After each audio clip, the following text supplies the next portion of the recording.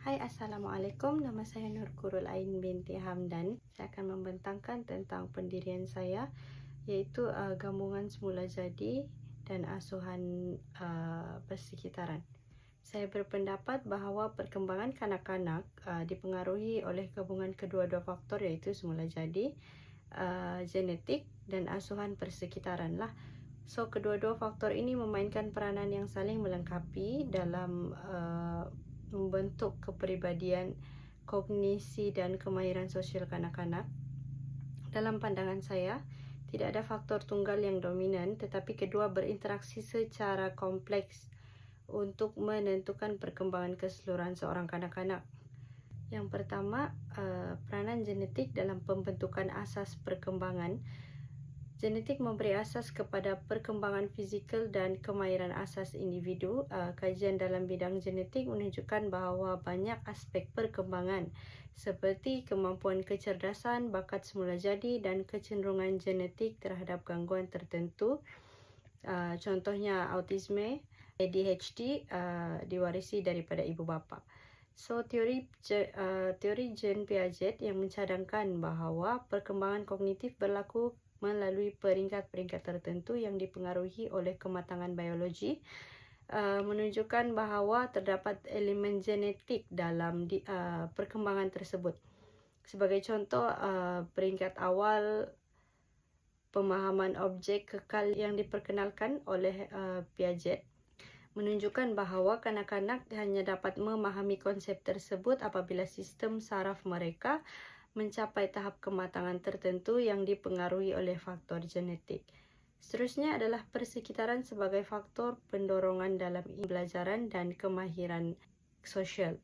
Asuhan dan persekitaran termasuk pengalaman, interaksi sosial, budaya juga mempengaruhi perkembangan kanak-kanak tersebutlah. Teori Vygotsky menggariskan kepentingan persekitaran sosial dalam pembelajaran kanak-kanak, terutama melalui konsep zon perkembangan proksimal, iaitu ZPD. Vygotsky berpendapat bahawa kanak-kanak berkembang lebih cepat apabila diberikan bimbingan oleh orang dewasa ataupun rakan-rakan sebaya yang lebih berkemampuan. Sebagai contoh, kanak-kanak yang dibesarkan dalam persekitaran kaya cenderung rangsangan pendidikan seperti buku dan perbualan yang aktif dengan ibu bapa, cenderung mempunyai kemahiran bahasa yang lebih baik berbanding mereka yang kurang mendapat rangsangan tersebutlah.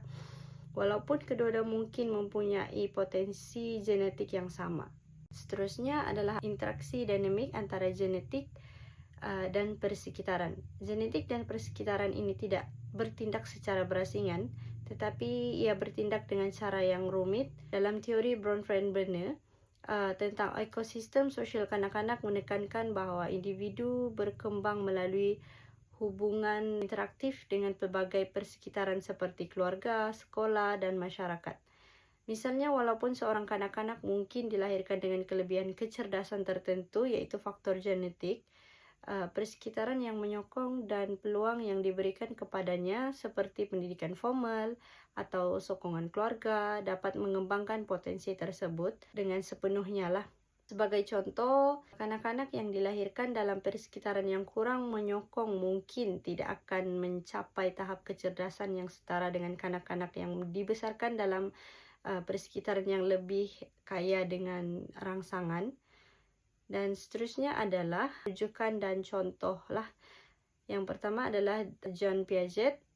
Piaget menunjukkan bahawa perkembangan kognitif kanak-kanak mengikuti urutan tetap berdasarkan tahap kematangan biologi. Walau bagaimanapun, pemahaman terhadap konsep-konsep ini hanya berlaku apabila kanak-kanak memperolehi pengalaman dan rangsangan yang mencabar cara pemikiran mereka.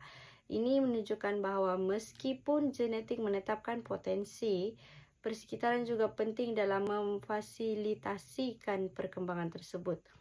Seterusnya adalah Vygotsky, yaitu menyatakan bahawa pemahaman kanak-kanak tentang dunia terbentuk dalam konteks sosial mereka.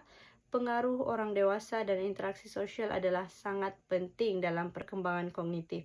Sebagai contoh, kanak-kanak yang dibesarkan dalam persekitaran yang memberi bimbingan dan sokongan sosial lebih cenderung untuk berkembang secara lebih holistik berbanding dengan mereka yang kurang mendapat sokongan.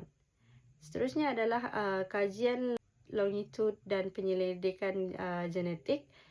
Kajian seperti yang dilakukan oleh Ciceroni menunjukkan bahawa kecerdasan kanak-kanak dipengaruhi oleh faktor genetik, tetapi prestasi akademik mereka juga dipengaruhi oleh faktor persekitaran seperti sokongan pendidikan di rumah dan di sekolah. Kajian ini menyokong idea bahawa genetik dan persekitaran ini berfungsi dalam sinergi untuk membentuk perkembangan kanak-kanak.